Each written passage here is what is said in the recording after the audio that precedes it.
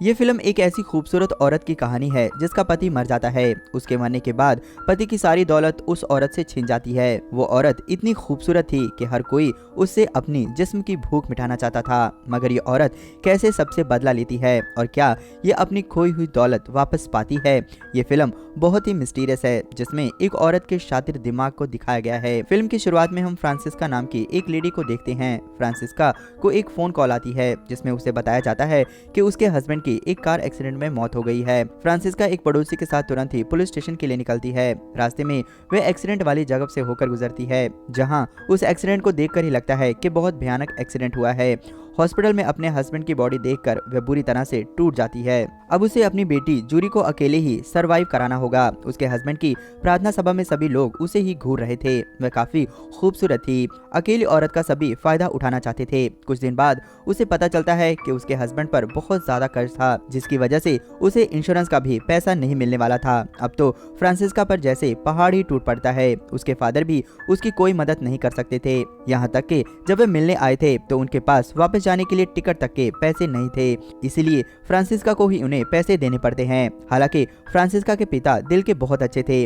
Franziska की माँ भी उसका साथ छोड़ देती है। फ्रांसिस्का अपनी मेड को अफोर्ड नहीं कर सकती थी, इसीलिए वे उसे भी आने के लिए मना कर देती है। तब उसकी मेड कहती है कि उसे पैसे नहीं चाहिए, वह इस मुसीबत में उनके साथ रहना चाहती है। एक मेड ही इस मुसीबत की घड़ी में उसके साथ खड़ी होती है। फ्रांसिस्का एक सहेली की शॉप पर जाकर जॉब करती है क्योंकि उसे अब सरवाइव करने के लिए पैसे की जरूरत थी। एक समय था जब वह इस स्टोर की वीआईपी कस्टमर हुआ करती थी। उसकी सहेलियां जब वहां शॉपिंग करने आती हैं तो उन्हें अच्छा नहीं लगता। वे उसे देखकर मजाक करती हैं, लेकिन वह भी उसकी कोई मदद नहीं कर सकती थी। एक दिन उसकी एक सहेली का हस्बैंड वहां आता है। उसकी पहले से ही फ्रांसिस्का पर नजर थी और वह उसके साथ फ्लर्ट करने की कोशिश करता है, जिसकी वजह से फ्रांसिस्का वो जॉब छोड़ देती है क्योंकि उसे पता था कि इस जॉब से उसका कुछ भी नहीं होने वाला। फ्रांसिस्का अपना घर और सामान बेचकर अपने पति के कर्ज से मुक्त हो जाती है, लेकिन अपनी बेटी की एजुकेशन और खुद के खर्चे के लिए उसे कुछ तो करना ही होगा। फ्रांसिस्का की मेड उसे समझाती है कि वह एक खूबसूरत लेडी है, एक ना एक दिन उसे जरूर कोई मिल जाएगा जो उसका ख्याल रखेगा। एक दिन मेड के कहने पर फ्रांसिस्का एरिको नाम के एक आदमी के साथ ब्लाइंड डेट पर जाती है। फ्रांसिस्का ने सोचा कि अगर उसे वो अच्छा लगा तो वह उससे शादी कर लेगी, लेकिन एरिको ने कहा कि वह उससे शादी नहीं कर सकता क्योंकि वह ऑलरेडी शादीशुदा है। वह एक पॉलिटिशियन होता है। वह कहता है कि वह सिर्फ उसके बुलाने पर ही आया करे और उसके बदले वह उसे बहुत सारा पैसा देगा। असल में वह उसे सिर्फ सीक्रेट रिलेशन रखना चाहता था। फ्रांसिस्का भी सब कुछ समझ जाती है। तब फ्रांसिस्का उसे बिना रिस्पॉन्स दिए ही वहां से उठकर चली जाती है। एक दिन वह एक आदमी के साथ डेट पर जाती है, लेकिन वह बहुत ही कंजूस होता है और उसे फेक नेकलेस देता है। फ्रांसिस्का उसका नेकलेस वहीं पर रखकर डेट बीच में ही छोड़कर वहां से चली जाती है। अगले दिन फ्रांसिस्का अपनी एक सहेली कालरा के घर जाती है। वहां पर वह अपना कीमती कोट देखती है जिसे कालरा ने किसी और के द्वारा नीलामी में खरीदा था। उसकी सहेली उसे जलाना चाहती थी। अब फ्रांसिस्का का किसी पर भी विश्वास नहीं रहा था। एक दिन कालरा का हस्बैंड किसी काम से फ्रांसिस्का के घर आता है। वह फ्रांसिस्का को सिल्क गाउन में देखकर उस पर लट्टू हो जाता है। वह फ्रांसिस्का से कहता है कि वह उससे प्यार करता है। फ्रांसिस्का भी मान जाती है क्योंकि उसके पास इस वक्त और कोई ऑप्शन भी नहीं थी। वे दोनों इंटीमेट होते हैं। जब कुछ दिनों में कालरा का हस्बैंड पूरी तरह से उसके बस में हो जाता है तो वह उसका इस्तेमाल करने की सोचती है। फ्रांसिस्का उससे अपना कीमती कोट मांगती है। फ्रांसिस्का उससे कहती है कि अगर तुमने मुझे वो कोट लाकर नहीं दिया तो वो इन सब चीजों के बारे में अपनी दोस्त कालरा को बता देगी।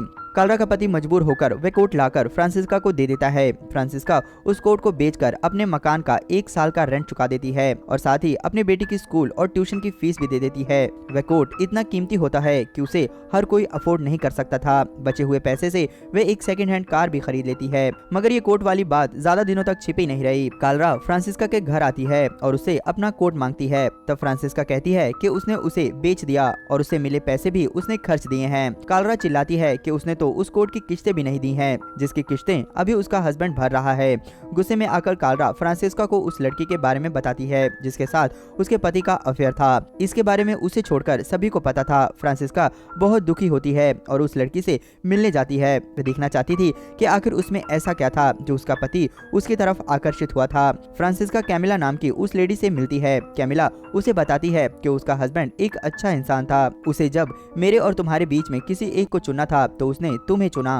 वह बहुत अपसेट होती है और घर आकर अपनी वेडिंग रिंग भी उतार कर फेंक देती है। उसके बाद वह अपना लुक चेंज करती है। वह एक हाई क्लास लेडी थी, इसीलिए बहुत लोग उसके दीवाने हुआ करते थे, जो उसके लिए कुछ भी कर गुजरने के लिए तैयार थे। उसमें से बहुत से उसके हस्बैंड के क्लोज फ्रेंड थे। अब वह अपने एक साथी के साथ मिलकर एक प्लान बनाती है जिसमें वह ज्यादा से ज्यादा पैसा इकट्ठा कर सके। वह एक रफेल नाम का गेम प्लान करती है जिसकी टिकट बहुत कॉस्टली होती है, जिसे कुछ ही लोग अफोर्ड कर सकते हैं। इसमें जो भी विनर होगा वह फ्रांसिस्का के साथ 4 साल तक रह सकता था। उन सब की आईडी भी सीक्रेट रखी जाएगी। इसमें मेंबर की संख्या सिर्फ 20 होगी। अब वह लोग मेंबर की तलाश करने लगे। उन्हें उनके मेंबर भी मिल जाते हैं, जिसमें कुछ बिजनेसमैन और कुछ पॉलिटिशियन होते हैं।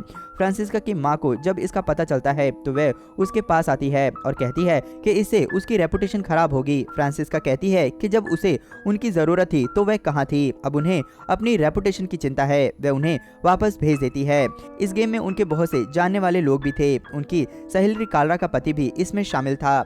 इस गेम में बहुत ही नामी ग्रामी लोग शामिल थे। उसकी सहेली कार्ला का पति भी इसमें शामिल था। असल में सब फ्रांसिस्का की खूबसूरती के दीवाने थे। इस गेम से उसे 10 करोड़ का फायदा होने वाला था। इसीलिए फ्रांसिस्का का साथी जो इन सब में उसका साथ देता है उसे शादी का ऑफर भी देता है। फ्रांसिस्का बड़ी ही चालाकी से काम लेती है। वह उसे ना हाँ करती है और ना ही ना बोलती है। एक दिन उसकी कार के सामने एक आदमी आ जाता है जिसे थोड़ी बहुत चोट लग जाती है। थोड़े दिनों में वे दोनों एक दूसरे की तरफ आकर्षित हो जाते हैं, लेकिन वह जेब से एकदम खाली होता है। उस आदमी का नाम एंटिलियो था। वे दोनों काफी नजदीक आ गए थे। फ्रांसिस्का अब राफेल के बारे में सोचने लगी थी। उसे लगा कि उसे अब प्यार हो गया है। अचानक उसे एक दिन एंटिलियो की सच्चाई का पता चल जाता है। असल में वह फ्रांसिस्का के पैसे से सिर्फ ऐश करना चाहता था। फ्रांसिस्का उसे भगा देती है। इस राफेल का सारा काम उसका साथी ही देख रहा था, जिसमें टिकट के लिए सभी मेंबर्स ने चेक आदि दे रखे थे। फ्रांसिस्का धीरे से खुद ही इस इन्फॉर्मेशन को लीक कर देती है। जिस ऑफिसर को ये इन्फॉर्मेशन मिलती है वह बहुत ही ईमानदार था। वह ऑफिसर